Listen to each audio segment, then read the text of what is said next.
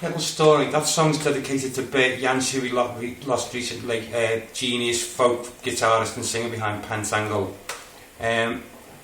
About 15 years ago, I was in a band called Come Through, and we had a rehearsal space on School Lane by the Neptune Theatre. And it turns out Bert Jansch was playing the Neptune Theatre one night when we'd been rehearsing, and we were a little bit refreshed. Someone was by the window. It was a second floor space that we rehearsed in, and went, "Look, there's Bert Jansch in the street." So I went over to the window, opened it and went, "Bert," and he looked up and I said, "You're fucking shit on the guitar, you mate."